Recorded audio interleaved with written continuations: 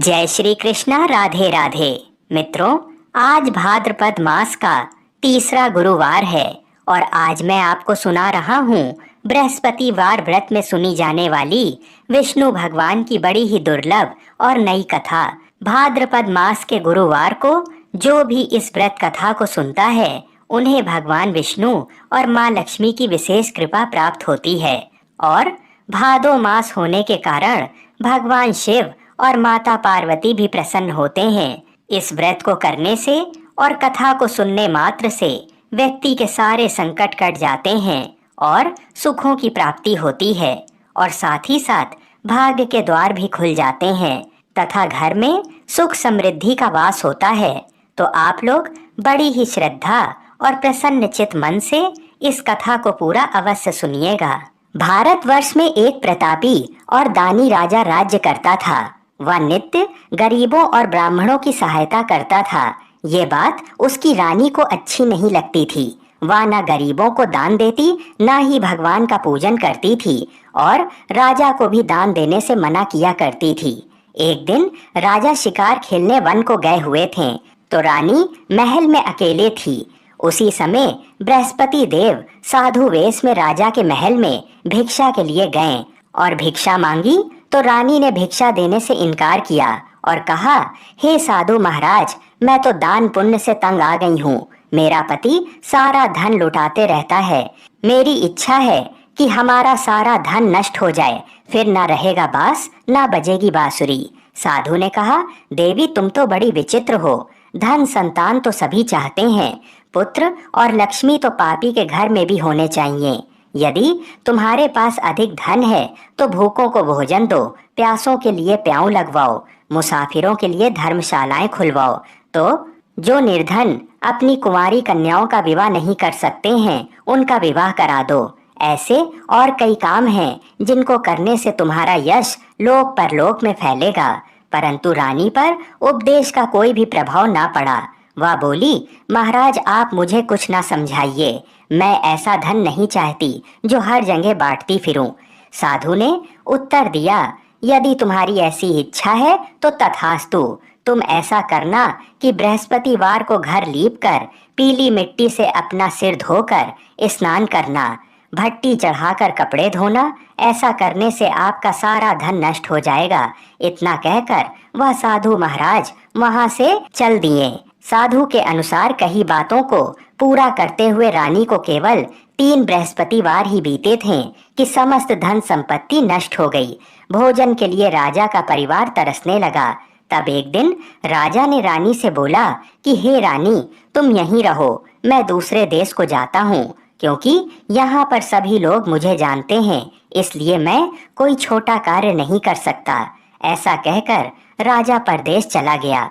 वहाँ वह जंगल से लकड़ी काट कर लाता और शहर में बेचता। इस तरह वह अपना जीवन व्यतीत करने लगा।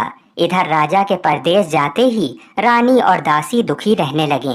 एक बार जब रानी और दासी को 7 दिन तक बिना भोजन के रहना पड़ा तो रानी ने अपनी दासी से कहा, हे दासी, पास ही के नगर में मेरी बहन रहती है, वह बड़ी धनवान है, तू उसके पास जा और कुछ ले आ ताकि थोड़ी बहुत गुजर बसर हो जाए।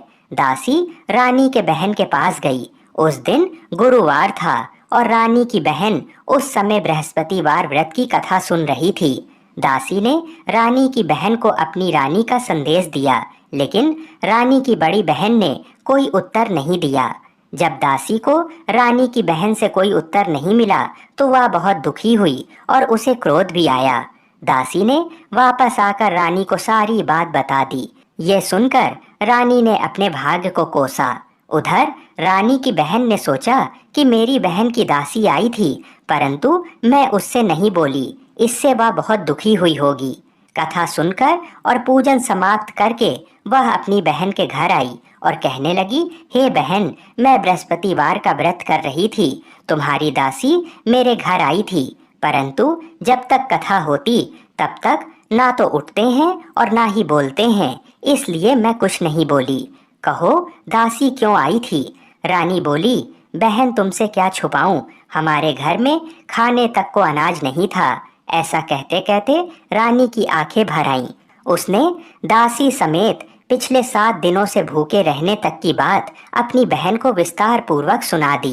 रानी की बहन बोली, देखो बहन, भगवान बृहस्पति देव सबकी मनोकामनाओं को पूर्ण करते हैं। देखो, शायद तुम्हारे घर में अनाज रखा हो।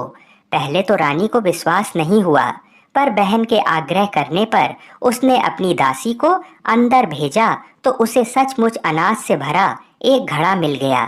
ये देखकर दासी को बड़ी हैरानी हुई।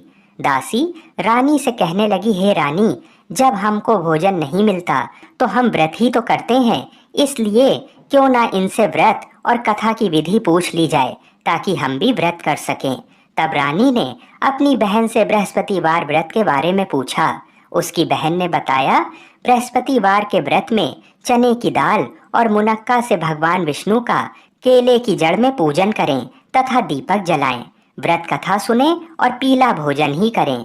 इससे बृहस्पति देव प्रसन्न होते हैं। व्रत और पूजन विधि बताकर रानी की बहन अपने घर को लौट गई। 7 दिन के बाद जब गुरुवार आया तो रानी और दासी ने व्रत रखा। घुड़साल में जाकर चना और गुड़ लेकर आई, फिर उससे केले की जड़ तथा विष्णु भगवान का पूजन किया। अब पीला भोजन कहाँ से आए, इस बात को लेकर दोनों बहुत दुखी थीं। चूंकि उन्होंने व्रत रखा था, इसलिए बृहस्पति देव उनसे प्रसन्न थे। इसलिए वे एक साधारण व्यक्ति का रूप धरकर 2 थालों में सुंदर पीला भोजन दासी को दे गए। भोजन पाकर दासी प्रसन्न हुई और फिर रानी के साथ मिलकर भोजन को ग्रहण किया। उसके बाद वे सभी गुरुवार को व्रत और पूजन करने लगीं।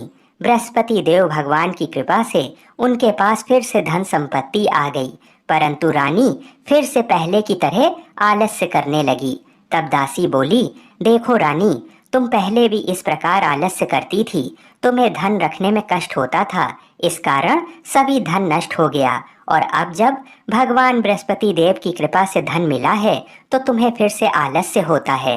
रानी को समझाते हुए दासी कहती है कि बड़ी मुसीबतों के बाद हमने ये धन पाया है, इसलिए हमें दान पुण्य करना चाहिए, भूखे मनुष्यों को भोजन कराना चाहिए और धन को शुभ कार्यों में खर्च करना चाहिए, जिससे तुम्हारे कुल का यश बढ़ेगा, स्वर्ग की प्राप्ति होगी और पितृ प्रसन्न होंगे।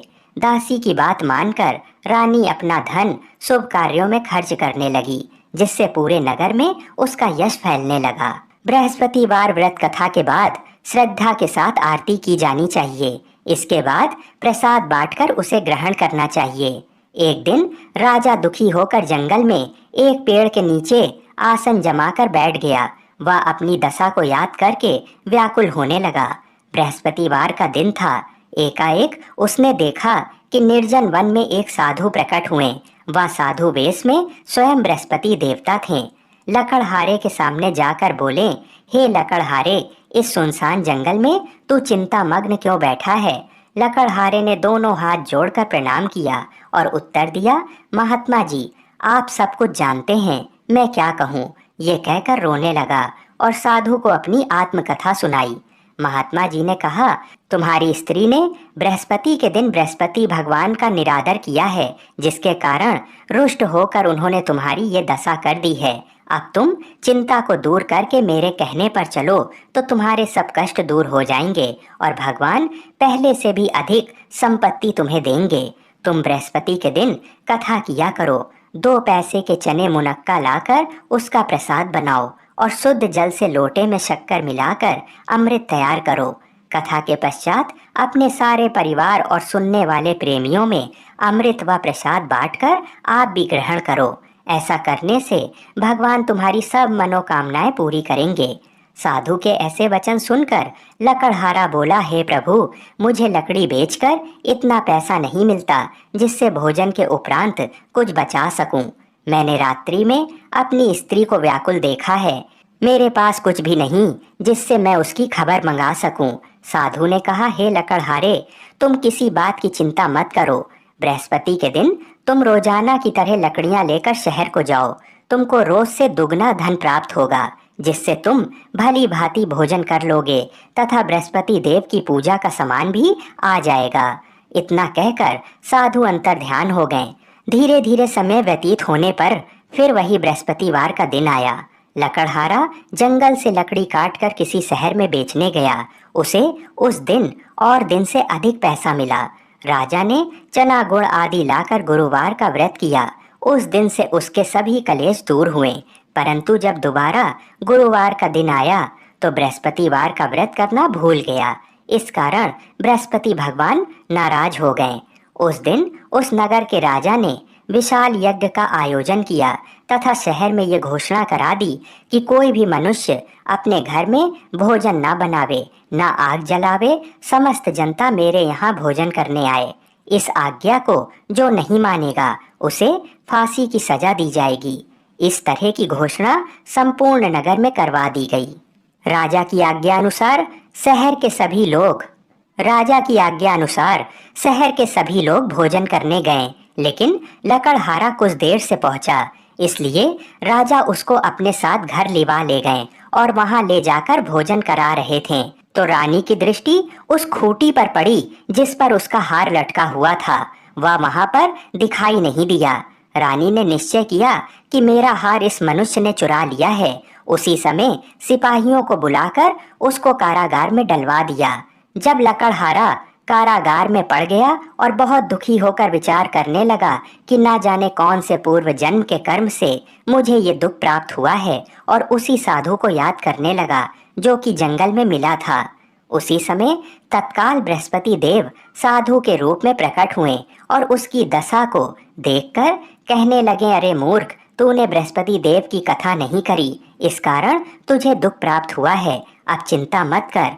बृहस्पतिवार के दिन कारागार के दरवाजे पर 4 पैसे पड़े मिलेंगे। उनसे तू बृहस्पति देव की पूजा करना, तेरे सभी कष्ट दूर हो जाएंगे।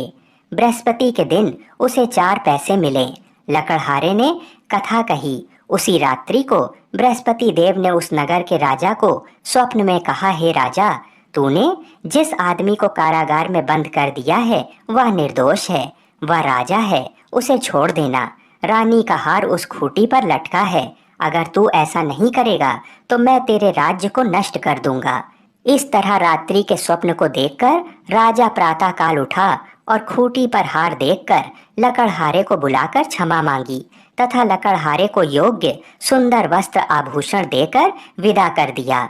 बृहस्पति देव की आज्ञा अनुसार लकड़हारा अपने नगर को चल दिया। राजा जब अपने नगर के निकट पहुंचा तो उसे बड़ा आश्चर्य हुआ।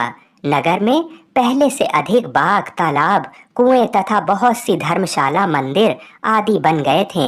राजा ने पूछा कि ये किसका बाग है और धर्मशाला किसकी है। तब नगर के सब लोग कहने लगे, ये सब रानी और बांदी के हैं। तो राजा को आश्चर्य हुआ और गुस्सा भी आया। जब रानी ने ये खबर सुनी कि राजा आ रहे हैं तो उन्होंने दासी से कहा, हे दासी, देख राजा हमको कितनी बुरी हालत में छोड़ गए थे। हमारी ऐसी हालत देखकर वह लौट ना जाए, इसलिए तू दरवाजे पर खड़ी हो जा। आज्ञा अनुसार दासी दरवाजे पर खड़ी हो गई। राजा आए तो उन्हें अपने साथ ले गई। तब राजा ने क्रोध करके अपनी रानी से पूछा कि ये धन तुम्हें कैसे प्राप्त हुआ।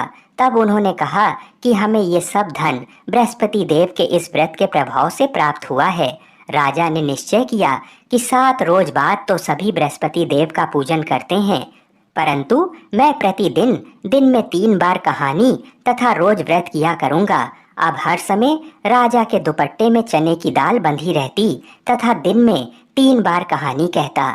एक रोज राजा ने विचार किया कि चलो अपनी बहन के यहाँ हो आए। इस तरह निश्चय कर राजा घोड़े पर सवार हो अपनी बहन के यहाँ को चला गया। मार्ग में उसने देखा कि कुछ आदमी एक मुर्दे को लेकर जा रहे हैं। उन्हें रोककर राजा कहने लगे, अरे भाइयों, मेरी बृहस्पति देव की कथा सुन लो। वे बोले, लो, हमारा तो आदमी मर गया है, इसको अपनी कथा की पड़ी है। परंतु कुछ आदमी बोले, अच्छा कहो, हम तुम्हारी कथा भी सुनेंगे। राजा ने दाल निकाली और जब कथा आधी हुई थी कि मुर्दा हिलने लगा, और जब कथा समाप्त हो गई तो राम राम करके मनुष्य उठकर खड़ा हो गया। आगे मार्ग में उसे एक किसान खेत में हल चलाता मिला। राजा ने उसे देख और उससे बोला, अरे भैया, तुम मेरी बृहस्पतिवार की कथा सुन लो। किसान बोला, जब तक मैं तेरी कथा सुनूंगा तब तक 4 हरैया खेत जोत लूंगा। जा अपनी कथा किसी और को सुनाना। इस तरह राजा आगे चलने लगा। राजा के हटते ही बैल पछाड़ खाकर गिर गए तथा किसान के पेट में बड़ी जोर का दर्द होने लगा। उस समय उसकी माँ रोटी लेकर आई। उसने जब ये देखा तो अपने पुत्र से सब हाल पूछा और बेटे ने सभी हाल कह दिया। तो बुढ़िया दौड़ी दौड़ी उस घुड़सवार के पास गई और उससे बोली कि मैं तेरी कथा सुनूंगी, तू अपनी कथा मेरे खेत पर चलकर ही कहना।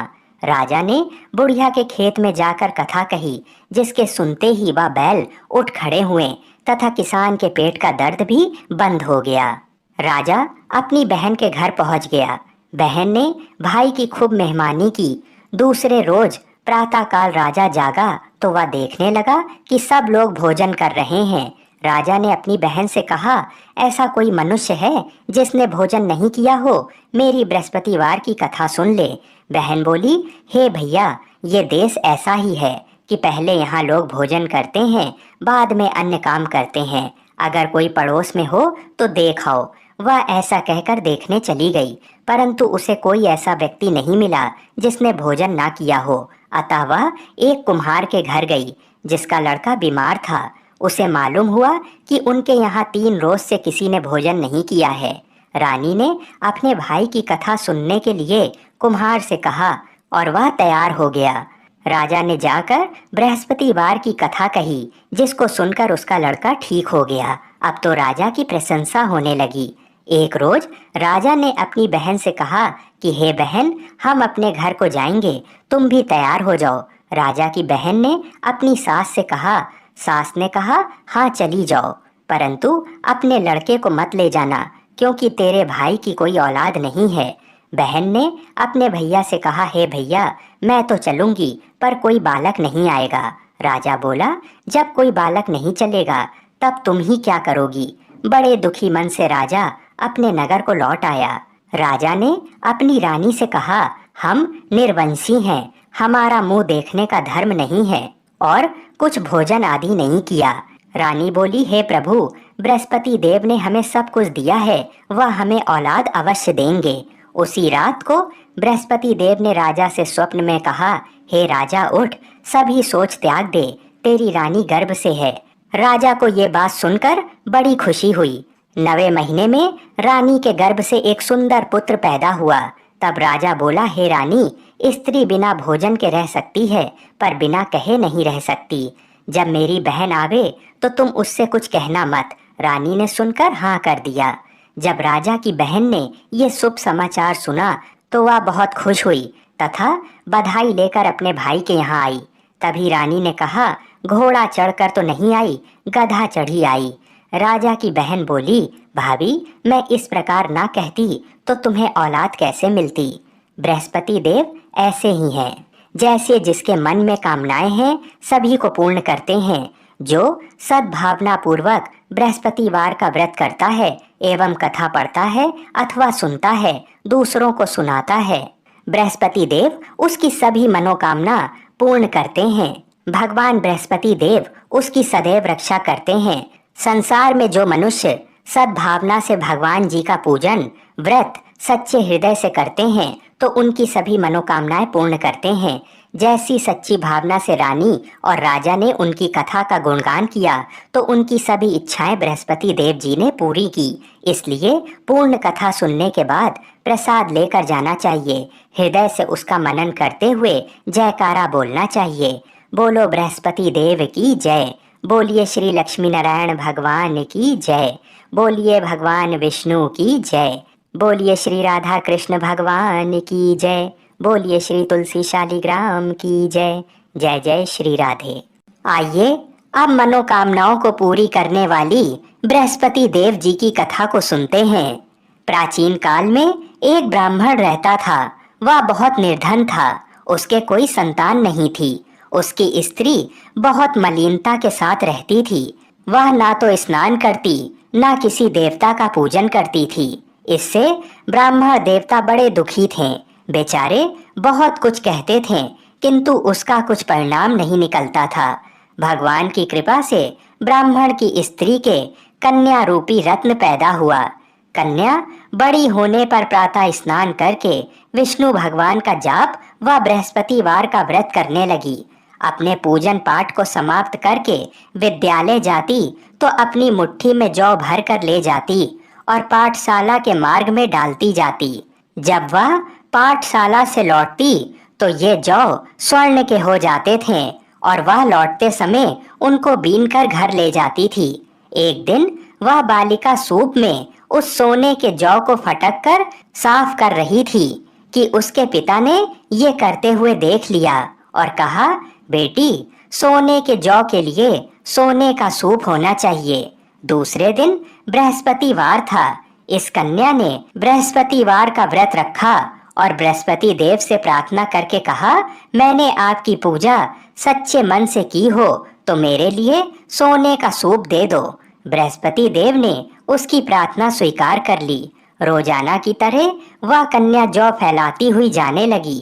जब लौटकर जौ बीन रही थी तो बृहस्पति देव की कृपा से सोने का सूप मिला। उसे वह घर ले आई और उसमें जौ साफ करने लगी, परंतु उसकी माँ का वही ढंग रहा। एक दिन की बात है, वह कन्या सोने के सूप में जौ साफ कर रही थी। उस समय उस शहर का राजपुत्र वहां से होकर निकला। इस कन्या के रूप और कार्य को देखकर मोहित हो गया तथा अपने घर आकर भोजन तथा जल त्याग कर उदास होकर लेट गया। राजा को इस बात का पता लगा तो अपने प्रधानमंत्री के साथ उसके पास गए और बोले, हे बेटा, तुम्हें किस बात का कष्ट है? किसी ने अपमान किया है अथवा और कारण हो सो कहो, मैं वही कार्य करूंगा जिससे तुम्हें प्रसन्नता हो। अपने पिता की राजकुमार ने बातें सुनी तो वह बोला, मुझे आपकी कृपा से किसी बात का दुख और कष्ट नहीं है। किसी ने मेरा अपमान नहीं किया है, परंतु मैं उस लड़की से विवाह करना चाहता हूँ जो सोने के सूप में जौ साफ कर रही थी। ये सुनकर राजा आश्चर्य में पड़ गए और बोले, बेटा, इस तरह की कन्या का पता तुम ही लगाओ, मैं उसके साथ तुम्हारा विवाह अवश्य ही करवा दूंगा। राजकुमार ने उस लड़की के घर का पता बतलाया।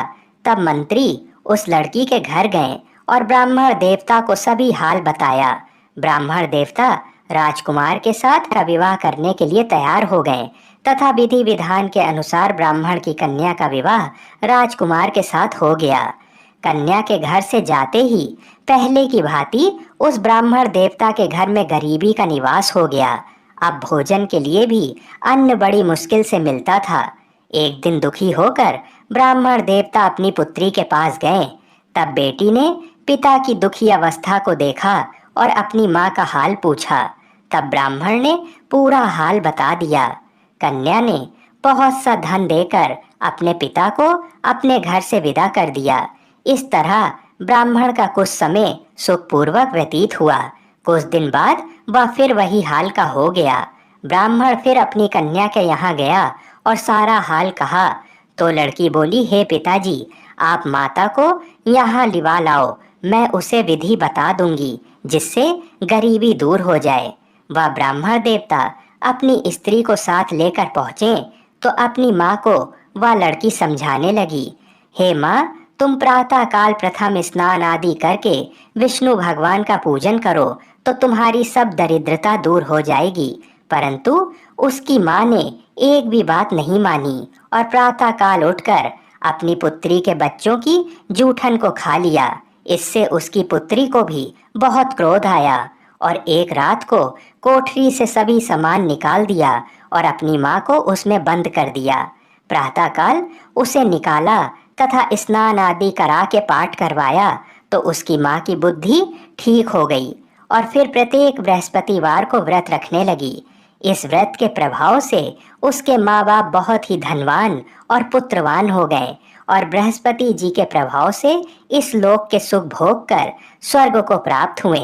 आप सभी लोग बड़ी ही श्रद्धा और प्रेम से बोलिए विष्णु भगवान की जय।